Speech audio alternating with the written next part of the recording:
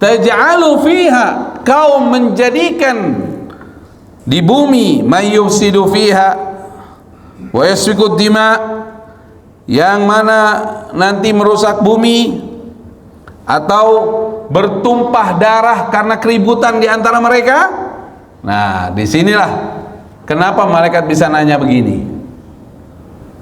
Karena menurut sebagian riwayat ada makhluk sebelum manusia tinggal di bumi. Sebagian berpendapat mereka adalah bangsa jin yang akhirnya mereka ribut sesama mereka, merusak bumi. Maksudnya, apakah makhluk ini sama seperti makhluk sebelumnya? Nanti ribut di antara mereka, merusak bumi gitu. Wa nahnu nusabbihu bihamdik wa nuqaddisu lak, dan kami selama ini ya Allah selalu bertasbih padamu, memujimu, mensucikan namamu. Kenapa malaikat mengungkapkan tentang amalnya? Kata ulama, malaikat sedang bermuhasabah. Hal nahnu qassarna hatta takhluq khalqan ghairana, apakah selama ini ibadah kami kurang ya Allah sampai kau ciptakan lagi makhluk setelah kami? Maksudnya gitu, malaikat lagi muhasabah diri.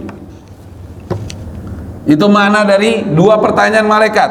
Pertanyaan yang pertama, apakah manusia akan merusak dan bertumpah darah, melihat dari sejarah bumi yang sebelumnya dihuni dengan penduduk yang seperti itu.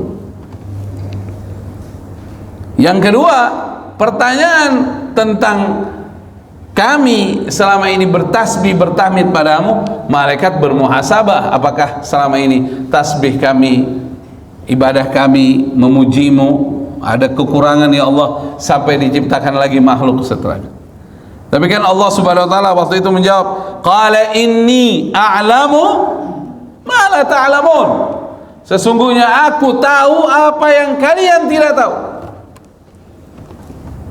Jadi Allah menjawab seperti itu, kemudian tidak ada lagi pertanyaan malaikat. Artinya malaikat bukan protes. Makanya perlu diluruskan, jangan ada yang bilang malaikat protes.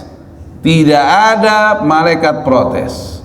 Malaikat bertanya ala wajhil isti'lam. Pertanyaan malaikat murni ingin tahu makna atau hikmah di balik penciptaan manusia.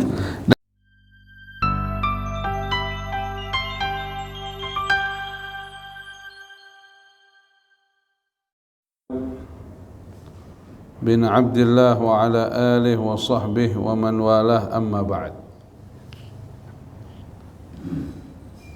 Jamaah Masjid Nurul Hidayah yang dimuliakan oleh Allah Subhanahu wa taala, insyaallah Allah ampunin dosa-dosa kita, Allah rahmatin kita, dan Allah berikan kita ilmu yang manfaat. Amin ya rabbal alamin. Hadirin, Allah Subhanahu wa taala memerintahkan kita untuk mempelajari kisah-kisah yang terdapat dalam Al-Quran. Bahkan Allah berfirman, faqsusil qasas la'allahum yatafakkarun, maka kisahkanlah kisah-kisah agar mereka selalu berfikir. Insyaallah pada hari ini kita akan mendalami kisah tentang Nabi Adam alaihi salam. Nama nabinya adalah Nabi Adam. Kenapa namanya Adam? Kenapa namanya Adam? Nabi-nabi itu kenapa dinamakan ini itu ada alasannya. Kenapa dinamakan Adam? Dinamakan beliau Adam karena khuliqa min adimil ardi. Khuliqa diciptakan min dari adimil ardi, permukaan tanah. Jadi debu. Debu ya. Semua jenis debu semua jenis tanah di permukaannya. Itu untuk menciptakan Nabi Adam. Makanya ada sabda Nabi kita Muhammad sallallahu alaihi wa alihi wasallam fi hajjatil wada', ayyuhan nas inna rabbakum wahid wa inna abakum wahid wa kullukum li Adam.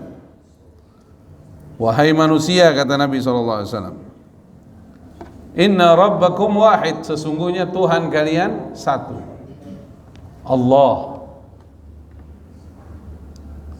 Wa inna abakum wahid, kalian semua bersumber dari ayah yang satu, Nabi Adam.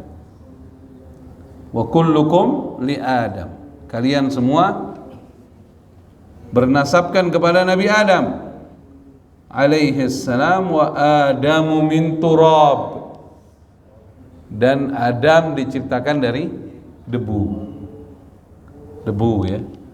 Semua jenis debu waktu dibawa sama malakul maut ke langit bercampur dengan air awan. Nah, jadilah tanah yang saling menguatkan. Maka di hadis riwayat Imam Ahmad begitu. Manusia ini bisa bermacam-macam kulitnya, itu sesuai dengan warna tanah, dan bermacam-macam nasibnya sesuai dengan nasib tanah. Gitu. Jadi insya Allah mudah-mudahan Allah ampuni dosa-dosa kita, Allah rahmatin kita. Kemudian Nabi SAW mengatakan, la fadla li arabiyyin ala ajamin, tidak ada keutamaan antara keturunan Arab dan selainnya. Wala li ajamiyin ala arabi, juga tidak ada keutamaan antara selain Arab dengan keturunan Arab. Wala li abyad ala aswad, tidak ada keutamaan bagi yang putih atas yang hitam. Wala li aswad ala abyad, dan tidak ada keutamaan atas bagi yang hitam atas yang putih kulitnya, illa bittaqwa, kecuali apa? Takwanya kepada Allah. Insyaallah mudah-mudahan kita jadi orang-orang bertakwa kepada Allah. Amin ya rabbal alamin. Shallu ala Nabi Muhammad. Jadi segera para hadirin, kisah Nabi Adam ini sangat menarik bagi kita. Diawali, difirmankan oleh Allah Subhanahu wa taala pada surah Al-Baqarah ayat 30. Surat apa? Al-Baqarah. Surat ke berapa itu? Surat ke 2 urutannya, ayat 30. Insyaallah kalau yang ikut pengajian ini, kalau bisa mengikutinya, ahsan. Ya, surah Al-Baqarah ayat 30. Allah Subhanahu wa taala berfirman, wa idh qala rabbuka lil malaikati, dan ketika Tuhanmu, maksudnya Allah Subhanahu wa taala berfirman, ketika Tuhanmu berfirman kepada siapa? Lil malaikati, kepada malaikah. Malaikah jamak, mufradnya apa? Malak. Malak itu artinya satu malaikat. Malaikah, malaikat-malaikat. Jadi di sini menunjukkan bahwa malaikat sudah lebih dulu diciptakan oleh Allah sebelum manusia. Wa idh qala, surat Al-Baqarah ayat 30, yang mau ngikutin silakan pakai aplikasi Al-Quran di HP-nya. Wa idh qala, dan ketika, qala berfirman, rabbuka, Tuhanmu, lil malaikati, kepada malaikah. Malaikah adalah makhluk yang diciptakan dari cahaya, tapi jenis cahaya yang tidak terbatas dengan ruang. Kalau ini cahaya matahari ini, cahaya lampu ini terbatas dengan apa? Dengan ruang. Kalau ruang ditutup kan nggak bisa nembus. Malaikat jenis cahaya yang tidak terbatas dengan ruang. Diberikan oleh Allah akal, tapi tidak diberikan nafsu. Sehingga mereka akan taat sesuai dengan diciptakannya oleh Allah Subhanahu wa taala. Yang disuruh sujud ya sujud terus. Yang disuruh pegang aras ya pegang aras terus. Itu malaikat. Yang disuruh tawaf ya tawaf terus. Nggak bakal maksiat ya. Karena nggak dikasih nafsu. Dan mereka tercipta tanpa adanya pernikahan dan tanpa kelahiran. Para malaikat difirmankan oleh Allah Subhanahu wa taala, inni ja'ilun, sesungguhnya aku ja'ilun, hendak menjadikan fil ardi, di mana? Di mana? Di bumi. Fil ardi khalifah. Manusia ini disebut dengan khalifah. Kenapa khalifah? Yakhluf ba'duhum ba'dha. Hidupnya nanti bergantian di bumi. Dulu kakek nenek moyang kita di sini, sekarang kita, besok anak cucu kita. Gantian di buminya. Makanya khalifah adalah makhluk yang hidupnya saling bergantian dan dijadikan pimpinan di muka bumi Allah. Kemudian qalu, malaikat berkata. Nah, di sini kita harus luruskan.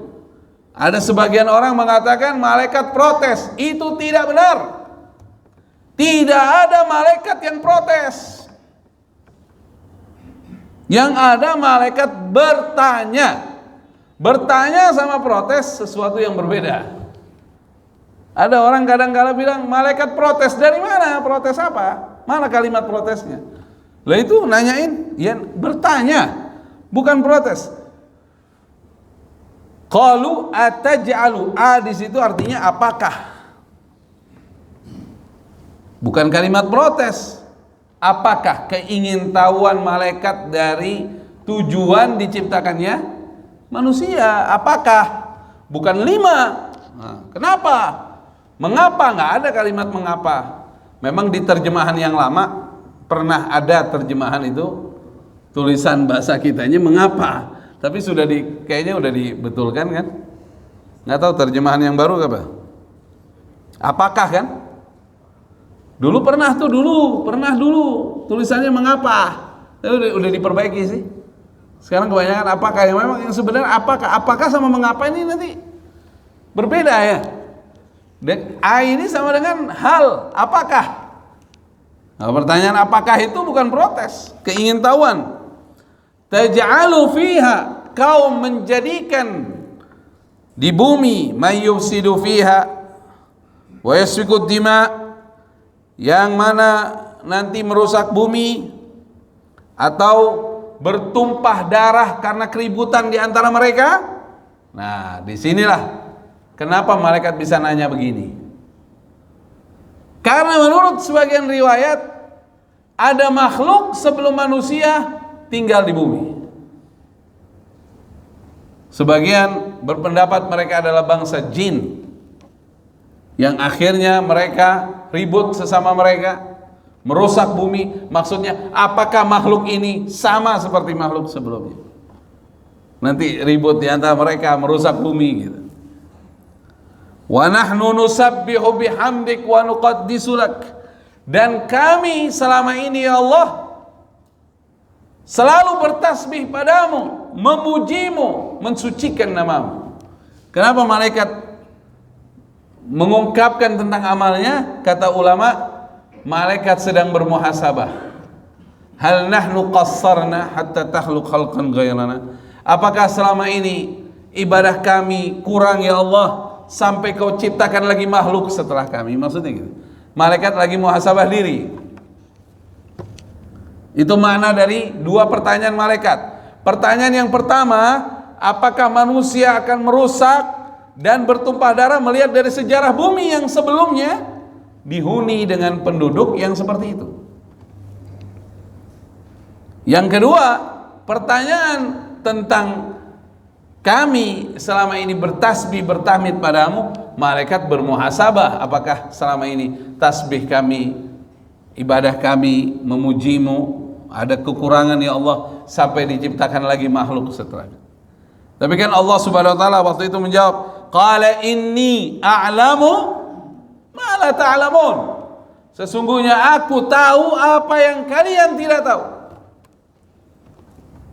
Jadi Allah menjawab seperti itu, kemudian tidak ada lagi pertanyaan malaikat. Artinya malaikat bukan protes. Makanya perlu diluruskan, jangan ada yang bilang malaikat protes. Tidak ada malaikat protes. Malaikat bertanya ala wajhil isti'lam. Pertanyaan malaikat murni ingin tahu makna atau hikmah di balik penciptaan manusia. Dan Allah Subhanahu wa taala mentakdirkan menciptakan manusia dari mulai menciptakan Nabi Adam alaihi wa ala nabiyina afdhalus salatu wassalam. Sallu ala Nabi Muhammad. Di surah An-Nisa ayat pertama Allah Subhanahu wa taala berfirman, A'udzu billahi minasy syaithanir rajim. Bismillahirrahmanirrahim. Ya ayyuhan nas. Wahai segenap manusia. An-Nisa ayat berapa? Ayat 1. Ya ayyuhan nas. Wahai segenap manusia. Ittaqu rabbakum. Bertakwalah kalian semua kepada Tuhan kalian. Allah Subhanahu wa ta'ala. Alladzi khalaqakum. Yang mana Allah menciptakan kalian min nafsi wahidah. Dari jenis yang satu. Wa khalaqa minha zawjaha, kemudian menciptakan darinya pasangannya. Wa batha minhuma rijalan katsira wa nisaa, kemudian mengembangbiakkan dari keduanya anak keturunan laki-laki dan perempuan yang sangat banyak. Yang pertama diciptakan adalah Adam, kemudian diciptakan pasangannya darinya. Kemudian dapat keturunan, anak keturunannya itulah yang menurunkan manusia. Nah, sebelum itu mari kita memperdalam bagaimana proses penciptaan Nabi Adam alaihi wa ala nabiyina afdhalus salatu wassalam. Di firman Allah Subhanahu wa taala, Allah Subhanahu wa taala berfirman, A'udzu billahi minasyaitonir rajim, bahwasannya Nabi Adam diciptakan dari debu. Sebagaimana surah Al-Imran ayat 59. Nanti kita satu-satu kita lihat ayatnya. Yang pertama surat Al-Imran ayat berapa? 59. Inna mathala Isa indallah kamathali Adam khalaqahu min turab. Khalaqahu min turab. Sesungguhnya permisalan Isa di sisi Allah sebagaimana permisalan Nabi Adam yang mana diciptakan dari debu. Summa qala lahu kun fayakun. Kemudian Allah berfirman jadi maka jadilah. Shallu ala Nabi Muhammad. Allahumma shalli wa sallim wa barik alaihi wa ala alihi. Ada lagi firman Allah di surah Ar-Rum ayat 20. Wa min ayatihi an khalaqakum min turab. Dari tanda kekuasaan Allah, Allah menciptakan kalian dari turab. Turab itu apa?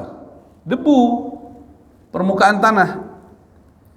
Summa idza antum basharun tantashirun. Kemudian kalian semua menjadi manusia yang bertebaran, yang berkembang biak. Sallu ala Nabi Muhammad. Allahumma salli wa sallim wa barik alaihi wa ala alihi. Jadi di antaranya Allah berfirman menciptakan Nabi Adam dari turab. Dan Allah Subhanahu wa taala juga berfirman bahwasannya menciptakan Nabi Adam dari tanah. Ya kan? Menciptakan Nabi Adam dari mana? Dari tanah. Shallu ala Nabi.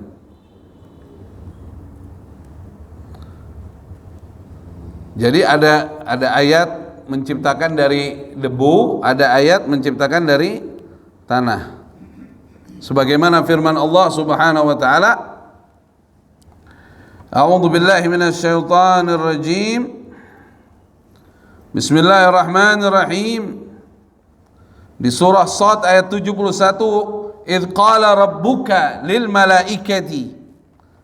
Ketika Tuhanmu berfirman kepada para malaikatnya, "Inni khaliqun." Sesungguhnya aku hendak menjadikan basyaran, manusia, min tin, dari tanah. Tadi debu, ini tanah. Ya, kita kumpulin dulu ayat-ayatnya. Ini contoh, ada banyak lagi. Firman Allah menciptakan manusia dari tanah.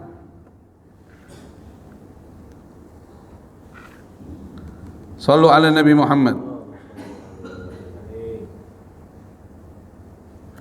Dan Allah Subhanahu wa taala juga menciptakan manusia dari air. Sebagaimana firman Allah Subhanahu wa taala dalam surah Al-Furqan ayat 54, "Wa huwal ladzi khalaqa minal ma'i basyara." Dan dialah Allah yang menjadikan dari air manusia. Jadi manusia diciptakan dari air. Faja'alahu nasaba wa sihra wa kana rabbuka qadira. Shallu ala Nabi Muhammad. Dan di antaranya juga difirmankan oleh Allah Subhanahu wa taala bahwasannya manusia diciptakan dari tinil lazib. Tinil lazib artinya tanah yang bercampur. Jadi seperti tanah yang saling menguatkan satu dengan lainnya. Fastaftihim di surah As-Saffat ayat 11. Fastaftihim ahum asyaddu khalqan amman khalaqna inna khalaqnahum min tinil lazib. Tinil lazib, tanah yang bercampur saling menguatkan seperti tanah liat. Shallu ala Nabi Muhammad. Juga difirmankan oleh Allah Subhanahu wa taala, Allah menciptakan manusia dari tanah tembikar yang kering. Sebagaimana firman Allah, "Wa laqad khalaqnal insan min salsalin min hama'in masnun." Surah Al-Hijr ayat 26. Dan juga Allah Subhanahu wa taala juga berfirman yang paling gampang di surah Ar-Rahman ayat 14, "Khalaqal insana min salsalin kal fakhar." Allah telah menciptakan manusia dari tanah kering. Nah, ini dari semuanya gimana ini? Nanti di ayat ada yang dikatakan manusia diciptakan dari debu. Ada ayat lagi manusia diciptakan dari tanah, ada dari air, ada dari tanah yang saling menguatkan. Semua jenis tanah bercampur, ya kan? Tinil lazib. Ada juga dari tanah kering. Jadi gimana ini? Di sini kata ulama menunjukkan proses penciptaan manusia. Ada di antaranya kitab Tarikhul Anbiya. Ada juga di beberapa riwayat dan juga di dalam kitab Qisasul Anbiya Ibnu Katsir juga ada tentang bagaimana Allah Subhanahu wa taala memerintahkan malaikat Jibril untuk mengambil tanah di bumi. Malaikat Jibril tidak berhasil saat itu. Kenapa? Karena bumi berlindung kepada Allah untuk tidak diambil oleh malaikat Jibril tanahnya. Karena bumi tahu akan diciptakan manusia, ada yang baik, ada yang buruk. Akhirnya balik malaikat Jibril. Kata malaikat Jibril, "Ya Allah, bumi berlindung padamu." Di kitab Qisasul Anbiya ada, Ibn Katsir ada. Di Tarikhul Anbiya juga ada. Datang lagi malaikat yang lain, gak berhasil lagi. Seperti itu, bumi berlindung pada Allah. Kemudian Allah utus malaikat Israel. Waktu Israel datang, bumi berlindung. Aku berlindung kepada Allah. Tidak dikurangi aku sedikit pun untuk menciptakan manusia. Katanya malaikat Israel, aku juga berlindung kepada Allah, kembali tidak membawa tanah. Di situ malaikat Israel mengumpulkan semua jenis debu di bumi. Semua jenis debu diambil. Semua jenis debu diambil, dibawa ke langit, bercampur dengan awan. Nah, itu ada unsur airnya.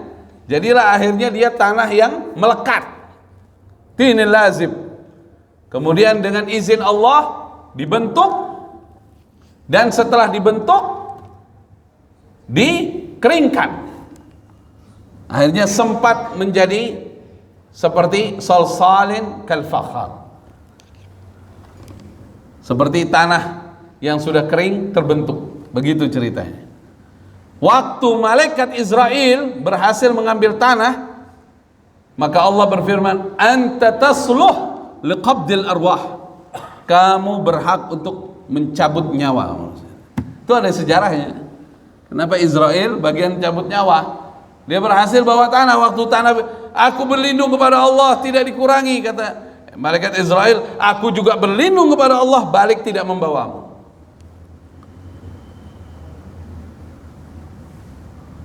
Makanya ada dalam satu hadis riwayat Imam Ahmad, seingat saya, Inna Allah khalaqa Adam min qabdatin qabadaha min jami'il ard. Faja'a banu Adam ala qadaril ard. Ja'a minhumul abyad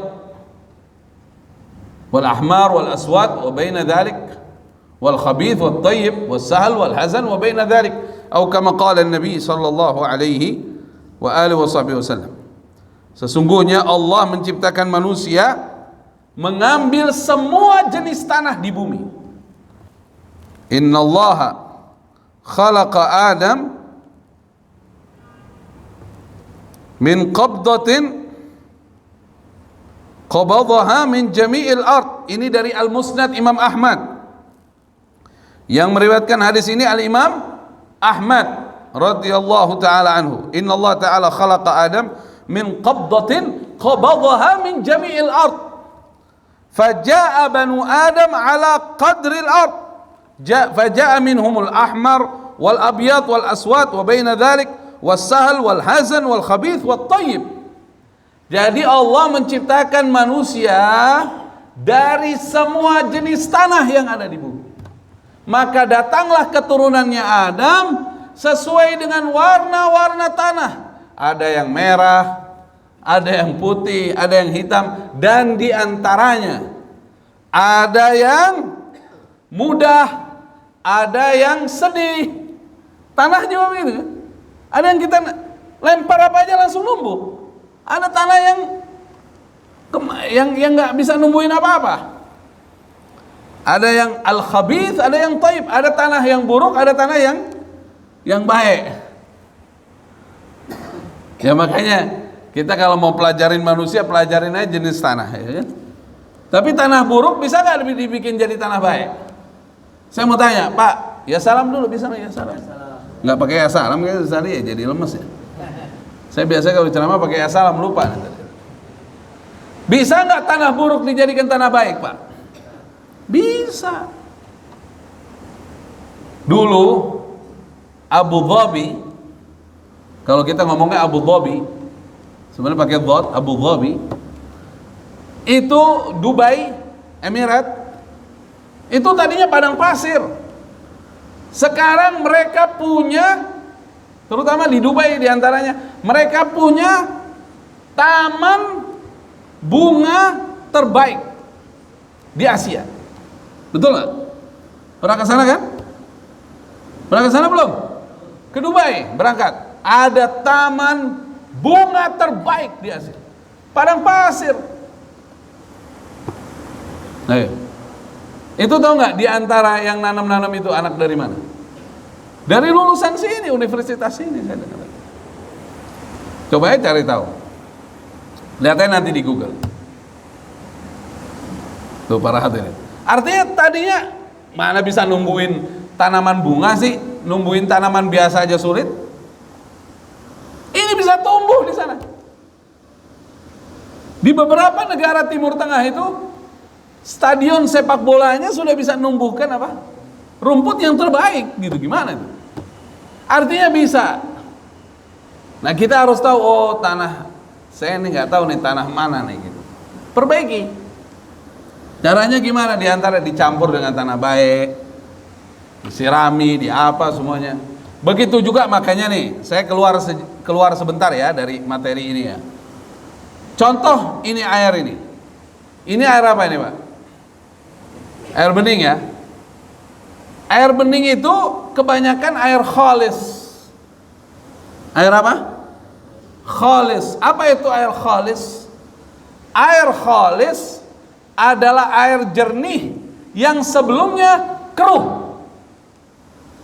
Contoh itu air apa? Air pam ya? Atau air apa? Itu sebelumnya gimana? Sejarahnya airnya air apa tuh? Air besir apa air kotor? Kemudian dibersihkan dengan teknologi yang ada sampai menjadi apa? Jernih, ya kan? Betul nggak? Nah, itu kalau setelah jernih disebutnya maun khalis, air jernih yang sebelumnya pernah keruh. Kalau air yang dari awalnya jernih seperti mata air, itu namanya air sofi, jernih. Kalau khalis yang sebelumnya pernah apa? Keruh. Kita disuruh Allah beramal dengan apa? Ikhlas. Ikhlas terambil dari kata khalis. Jadi salah total kalau ada orang mengatakan, wah saya takut, saya nggak ikhlas, mendingan saya nggak usah beramal deh, orang saya nggak ikhlas. Kapan mau ikhlasnya? Menjadikan amal kita ikhlas itu belajar dari air khalis. Jadi kalau kita awal beramal ada keruh, itu wajar. Tapi gimana caranya supaya menjadi ikhlas? Ya belajarlah seperti air itu. Caranya dibanyakin. Semakin dibanyakin airnya, semakin mudah untuk menjernihkan. Kan gitu ya? Jadi caranya jadi orang ikhlas gimana? Ya banyakin amal solehnya, adakan penyulingan dengan istighfar dan majlis ilmu. Kan begitu. Ya salam itu ya salam. Ini ilmu ya.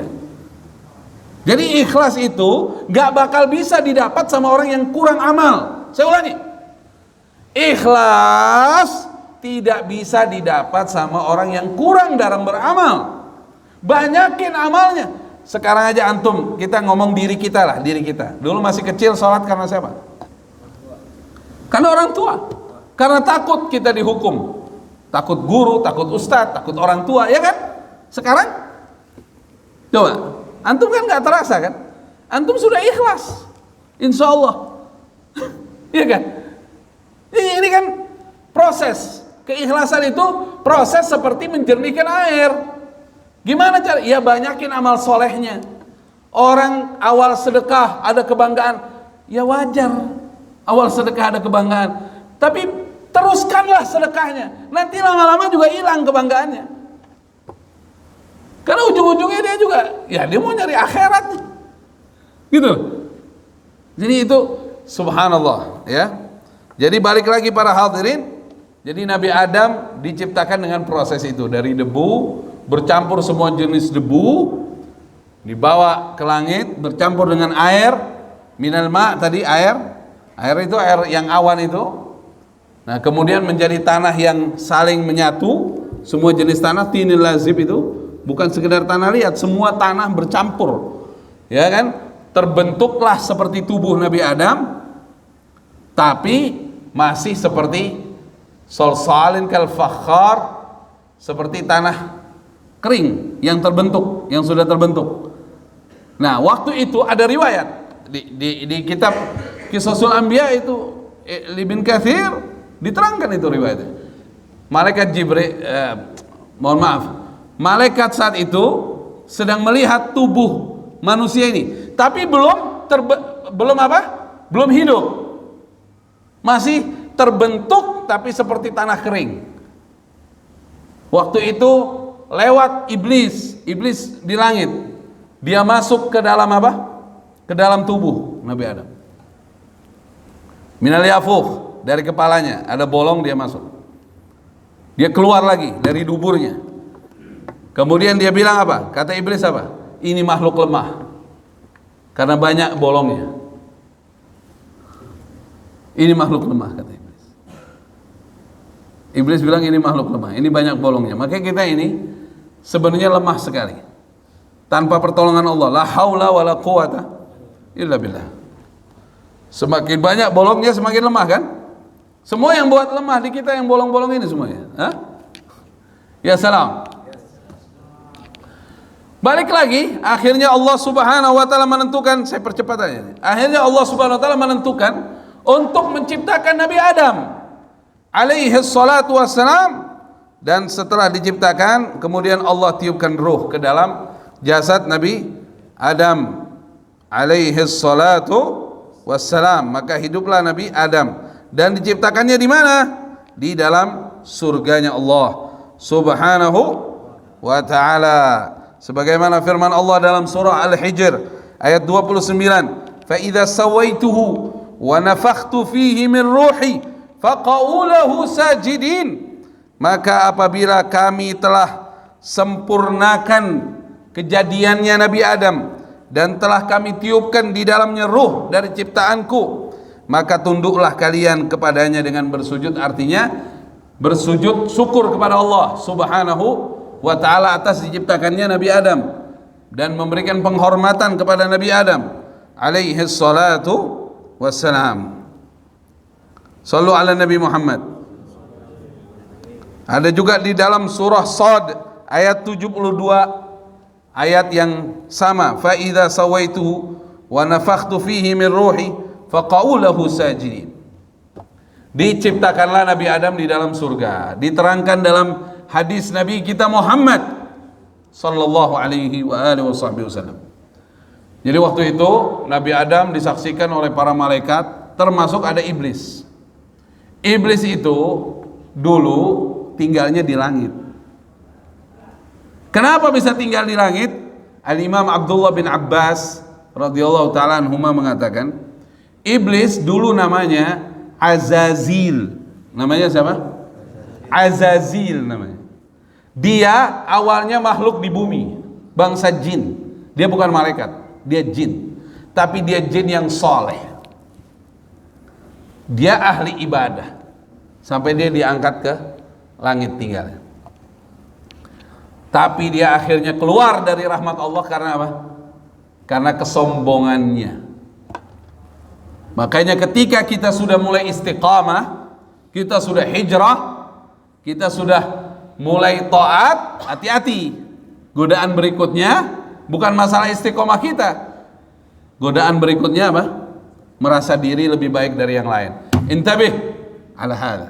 Karena iblis keluar dari rahmat Allah karena mengatakan ana khairum minhu, aku lebih baik dari dia.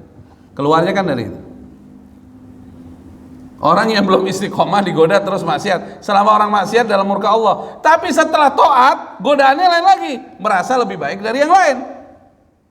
Makanya kita disuruh banyak-banyak nginget dosa kita, supaya amal taat kita tidak menjadikan kita bangga diri. Dan kita bisa melakukan taat ini benar-benar taufik dari Allah Subhanahu wa ta'ala. Apa itu taufik? Qudratut ta'ah 'alal 'abd, kemampuan hamba untuk melakukan ketaatan kepada Allah Subhanahu wa ta'ala. Saya masuk dari sekarang mulai proses penciptaan peniupan ruh Nabi Adam alaihi salatu wassalam. Masih ada 3 menit. Saya percepat ini.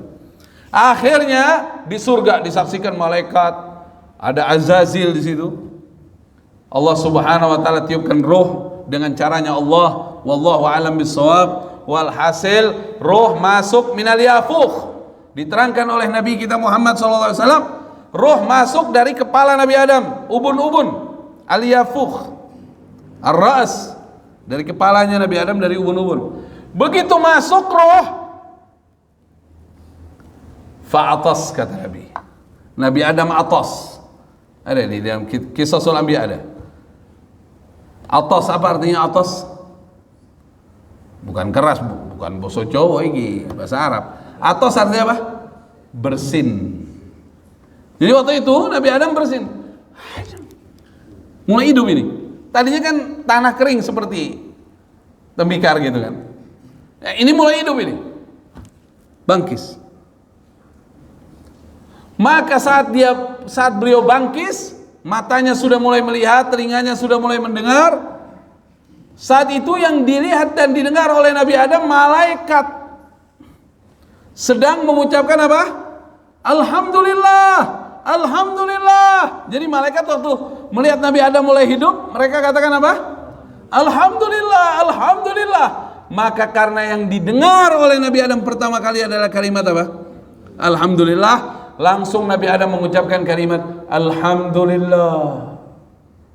Jadi kalau ada pertanyaan, apakah ucapan pertama Nabi Adam di awal hidupnya? Alhamdulillah. Karena itu yang dia dengar. Kemudian Allah berfirman, rahimaka rabbuk, ay arhamuk, aku merahmatimu ya Adam. Makanya sampai sekarang kalau ada anak keturunan Adam bangkis, bersin, sunnah baginya mengucapkan Alhamdulillah, dan bagi yang mendengar mengucapkan yarhamukumullah. Itu sejarahnya dari situ.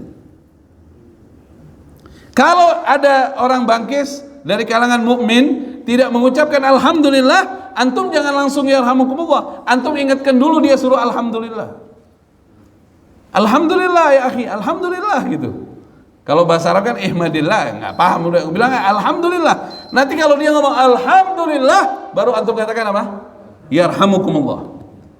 Begitu Nabi Adam hidup, pertama yang dia lihat adalah makanan-makanan surga. Yang dia lihat makanan apa? Surga. Begitu ruh masuk kepada pencernaan, Nabi Adam lapar, ingin makan, tapi ruh belum masuk ke kaki.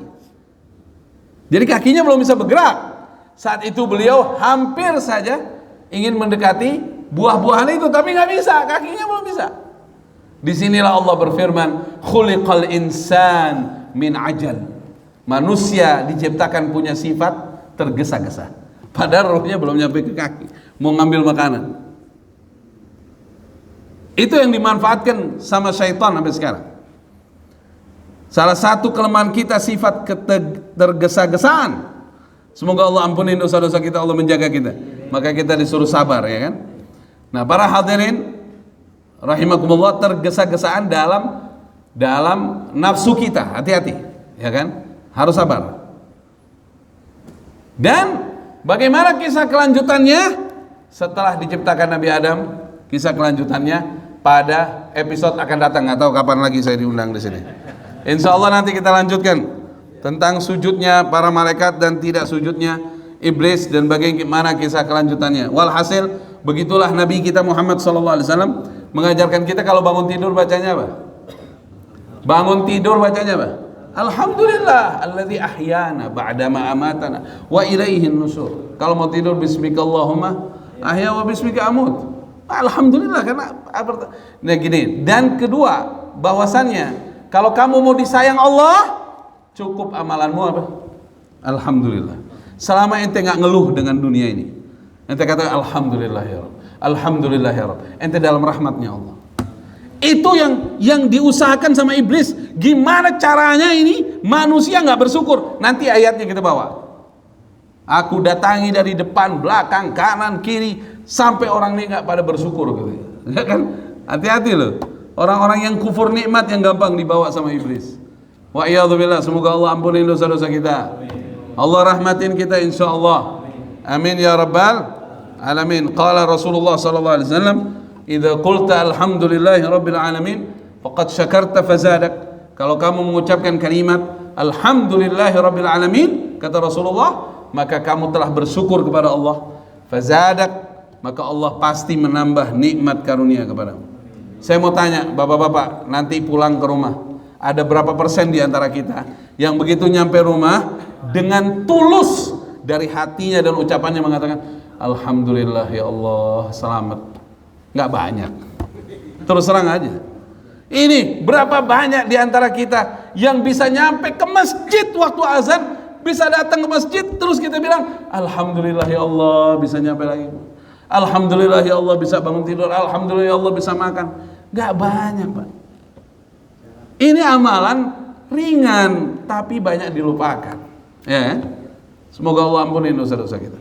Jadi orang itu nggak bersyukur karena banyak lupa ngucapin apa? Alhamdulillah. Jadi gimana Pak? Keadaan gimana Pak? Sekarang dagangan gimana dagangan? Sepi apa rame? Alhamdulillah. Kalau ngomong sepi jadi doa. Dulu saya punya kiai. Kiai saya bilang sama saya, ente mau banyak duit nggak? Mau. Banyakin sedekah katanya. Nanti kalau banyak sedekah orang pada ngomongin ente, makin kaya aja dia. 40 orang ngomong kaya, masa satu nggak kabul? Kalau pengen cepet naik haji, pakai peci haji kemana-mana. Ntar kita jalan panggil Pak Haji, aminin aja. 40 orang ngomong haji, masa satu nggak kabul? Tapi kalau kita sering ngomong sama orang, aneh lagi susah. 40 orang ngomong ente susah, susah. Beda nih antara susah sama susah. Susah biasa, lu susah gimana?